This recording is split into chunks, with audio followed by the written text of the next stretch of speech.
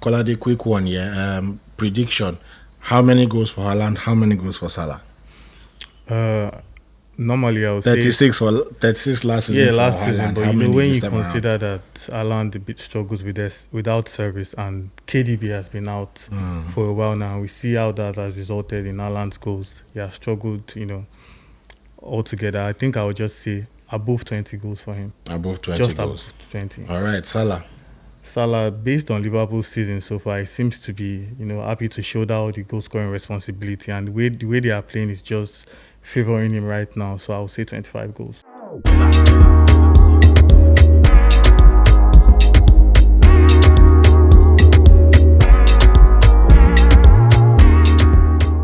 Welcome to NaijaFootballTalk. It's another beautiful episode where we're here to talk about the beautiful game which we all love. And as you can see, to my left, there is a very excited Arsenal fan who, after 12 matches, finally can say now that he has bested the champions of England.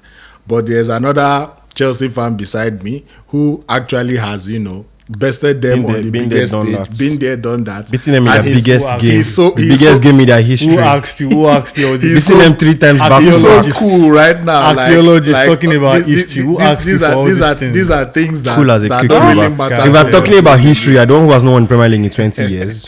Anyway, it's good to have you guys. Bolu, how you doing? I'm doing good, thank you. Nice one.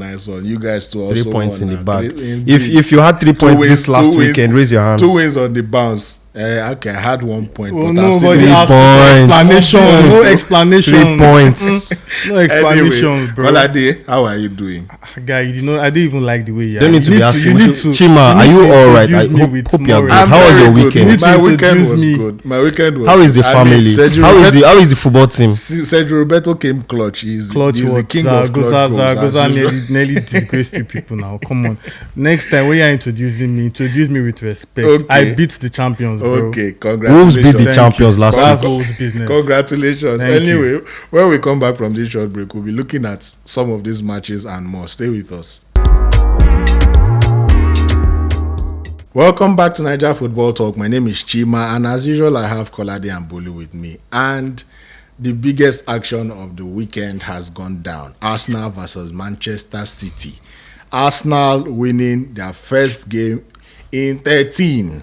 You mean as in? Do you know since 2015? Do you know how long that is? If a child was born in 2000, that picking could not be primary. Yeah, there's no need for all this. The last time they beat Arsenal, Cazorla and Giroud were in the team, bro. Giroud that is now a goalkeeper. Ozil was in the team. Ozil is now retired. Ozil is now retired. I mean, come on. They were still celebrating 2014 World Cup, and that was the last time that Arsenal beat. Anyway, but now they finally had the victory, and they did it without a certain man, Bukayo Saka. I mean, every Arsenal fan, I think there was no Arsenal fan that didn't have reservations when they saw the squad list without Saka, and then they now saw the lineup and like, whoa, it's actually true, this guy is not playing. So how did it feel to see that Arsenal could grind out a result as serious as that without Saka? And do you think that it's something that can, do you think Arteta has found a good balance that he doesn't need to depend on any one player? Well, for me personally, just like you said, I was indeed scared when I saw the lineup. No Saka in what is arguably our biggest game so far, of the season.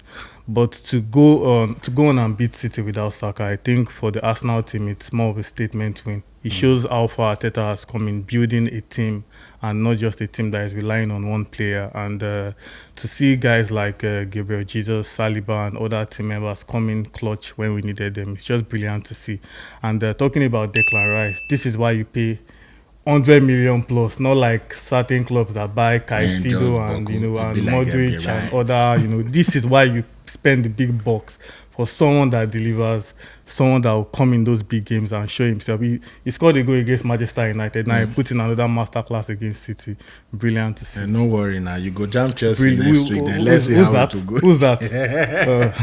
Anyway, speaking of as Arteta building a team, it's been 3-4 years coming, but at least the process that you people have been asking us to trust, we don't see him now.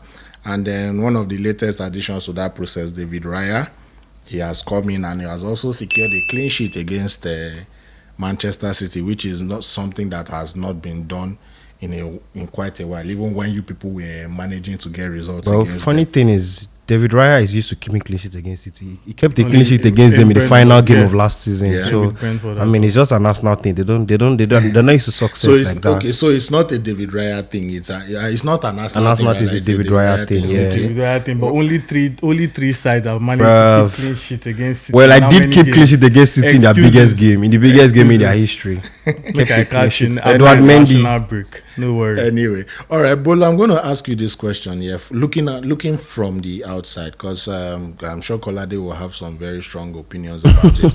But looking from the outside, yeah, Partey, Declan Rice, both of them are supposed to be playing the same position, but Declan Rice can also be deployed further up the field. But who do you think actually deserves, that berth? Both deserve it, but who do you think should be in that position right now, as far as Arteta is concerned, as far as he wants to do something with that team? Well, so far this season, Arteta started both of them, and Partey has been a defender. It was funny that Partey was playing at right back, even though he was in midfield, tactically on the pitch. So right now, Rice is one of, if not the best defensive midfielder in the Premier League. So in the Premier League, in the world. So if you are going to start, this is the problem with Arsenal fans. This is the problem with Arsenal fans. Let's continue by the way.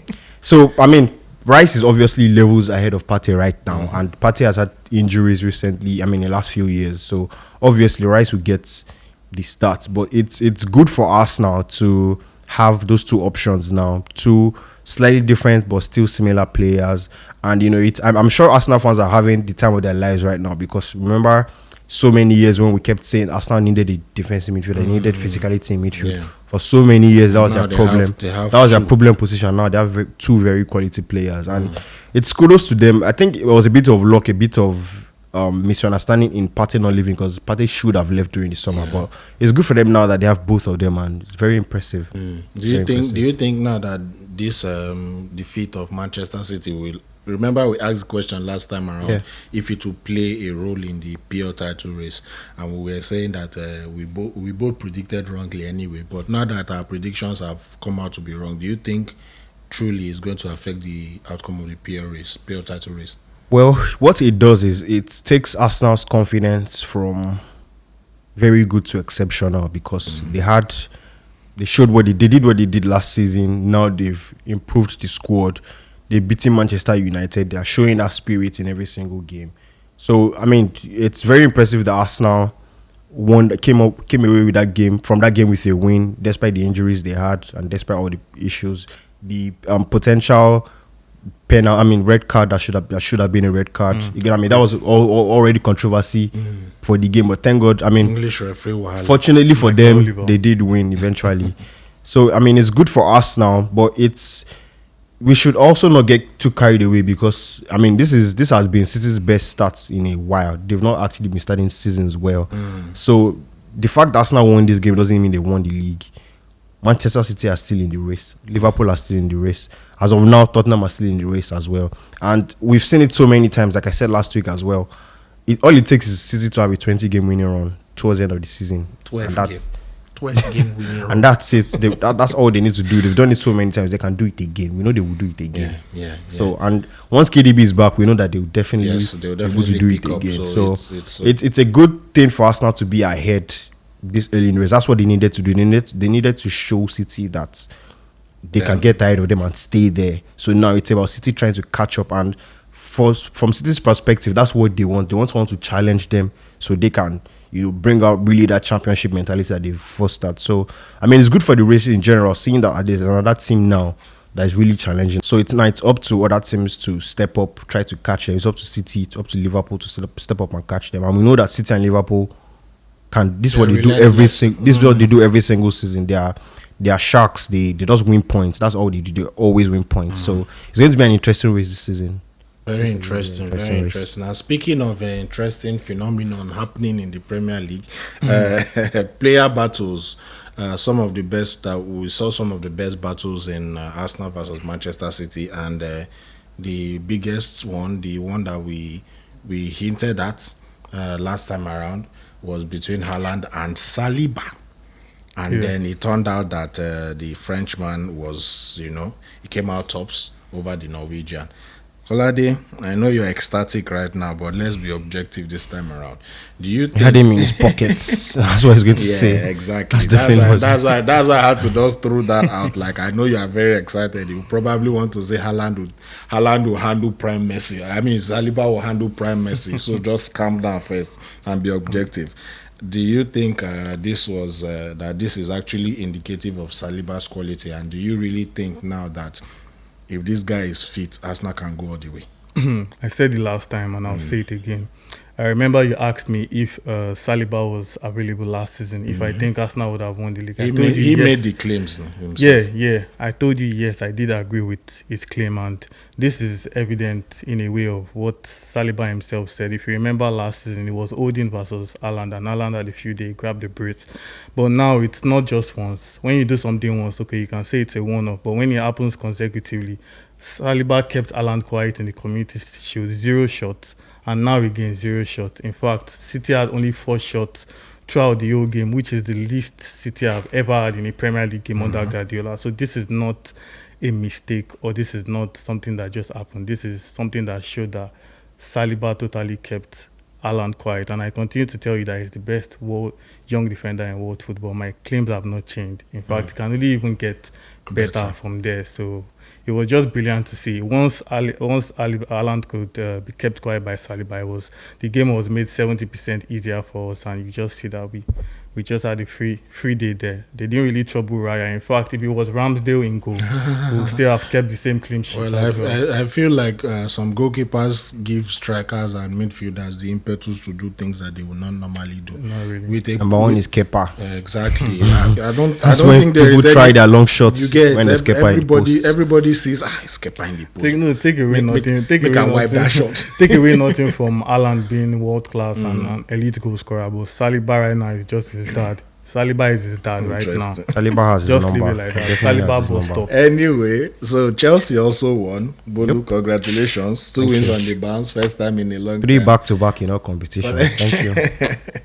Yeah, so you guys got the better of Burnley anyway. Although some people could make the argument that it's just Burnley. People that couldn't beat Fulham. We beat Fulham, we beat Burnley. But then I won't talk. It's just Burnley. But in the end, though, it was actually a commanding performance because you guys have played against teams that are also in the bottom, like top bottom of the league, and you still struggled. But this time around, you showed that, okay, you are a top team and everything. So top team against Bolu. Take it easy, bro.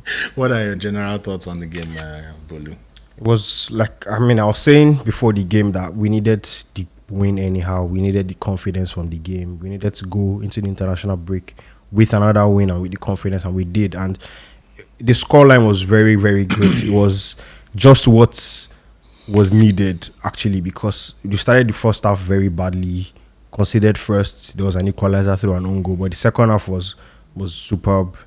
Jackson came on at halftime. The game was, the attacking confidence came out. It was obvious that the guys were trying to do something different from what we've seen this season, because most of this, in fact, it's been a long time since we come back in a match. Once we concede, the best we can do is an equalizer. That's it. And it's always been like that for a very long time now. So when we conceded, I was beginning to worry. But it was good to see the boys finally come back in a match, finally score 4 goals. And the attacking instincts just came out. It was very good to see the boys. The confidence is slowly getting back, and they are improving gradually.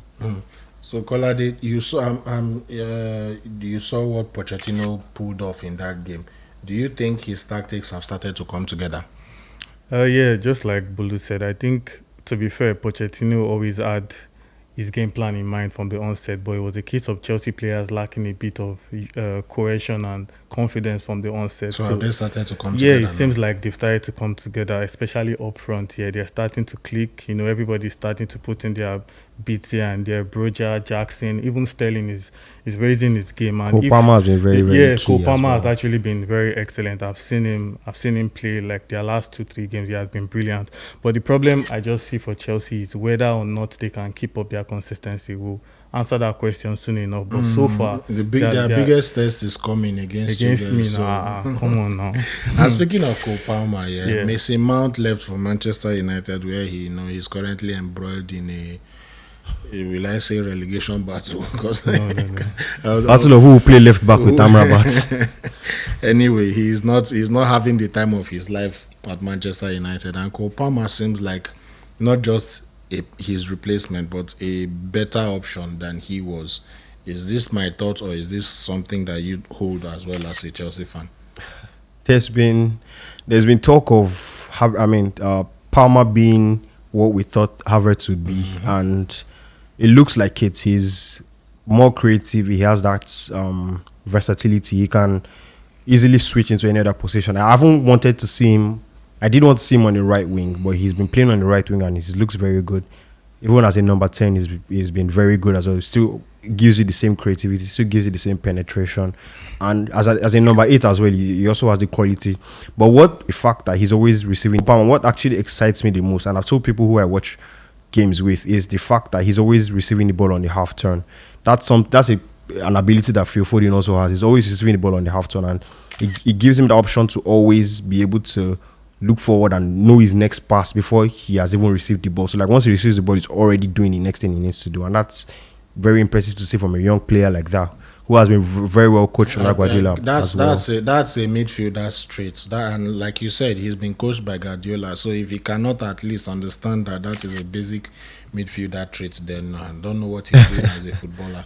But it's good to see that, like Kolade said, things seem to be coming together at Stamford, because the guy is no longer.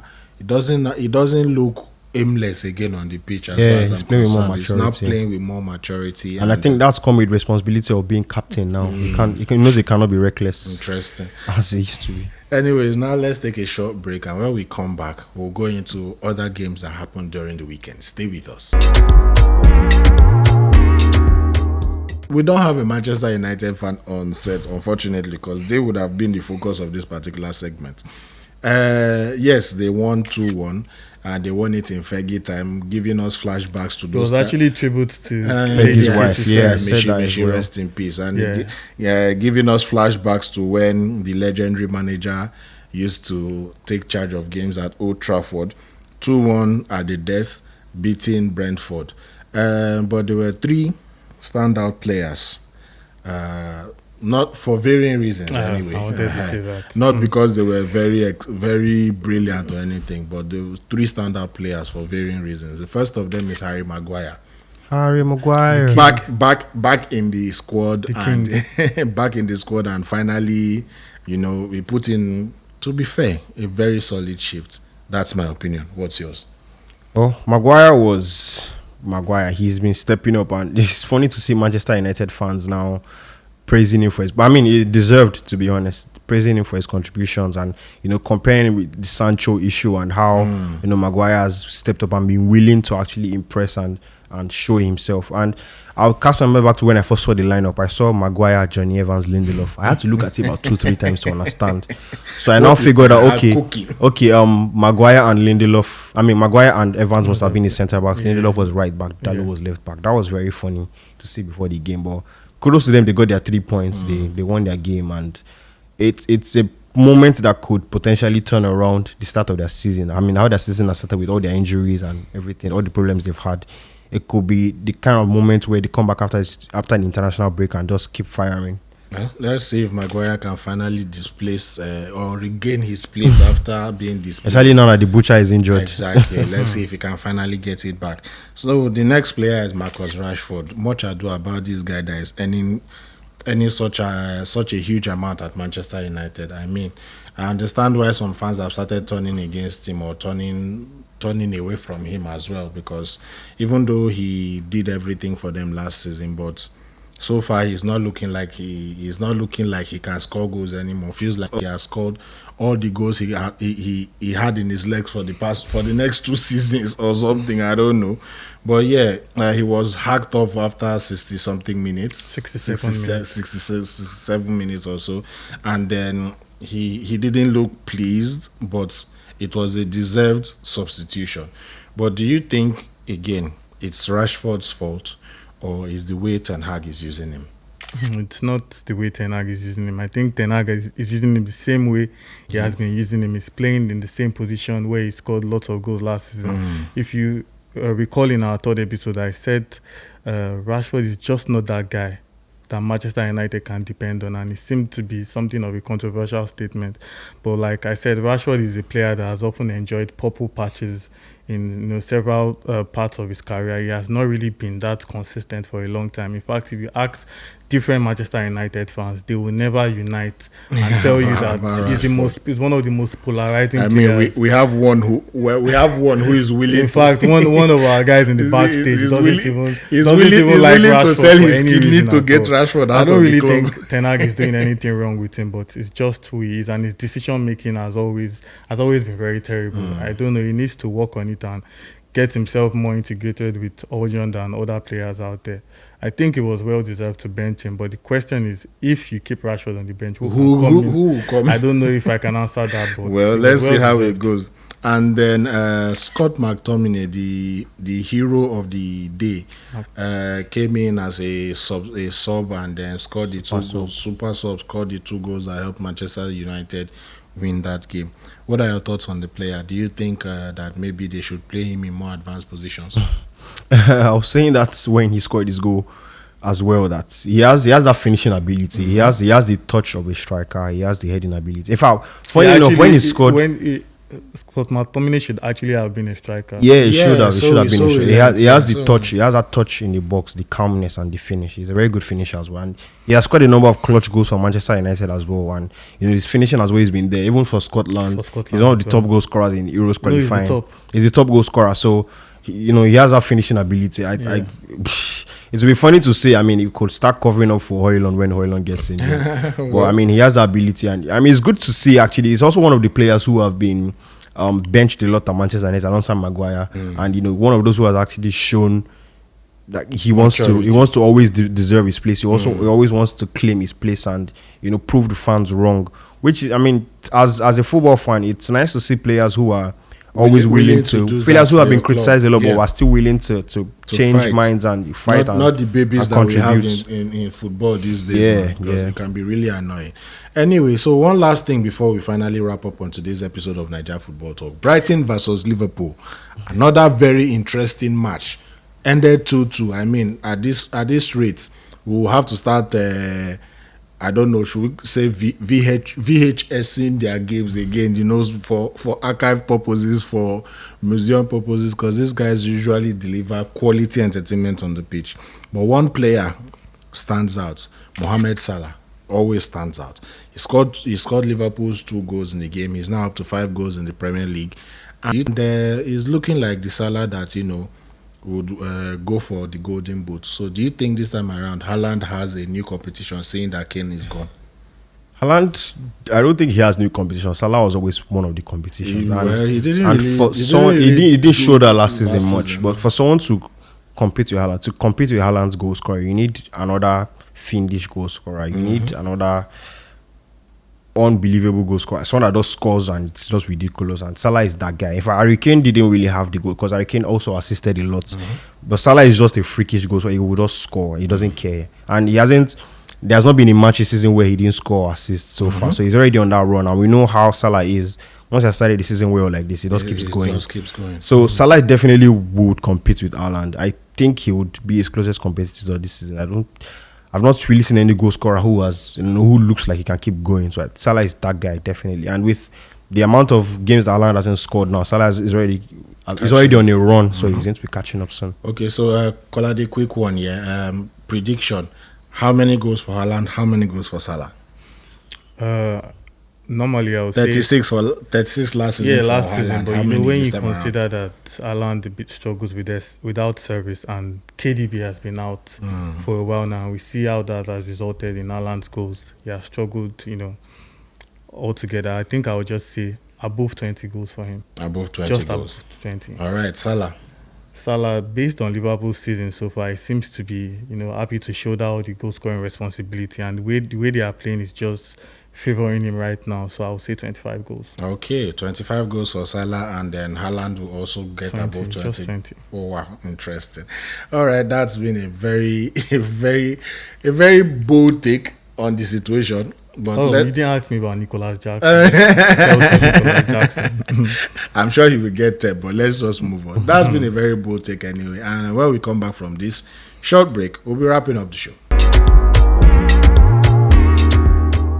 And there you have it. That's all we have for this episode of Naija Football Talk. It's been interesting. It's been incredible talking and bantering with these guys who are always at each other's throats because they are both fans of rival London clubs. And I'm beating him after international break. No cap. I meet the neutral, the neutral fan who just loves football, trying to moderate their madness and see how it goes. Anyway, thank you so much for staying with us and enjoying this episode with us. Please share, like, subscribe, and continue the conversation with the social media handles showing on your screen. And until we come your way with another beautiful episode, my name is Chima. Stay jiggy.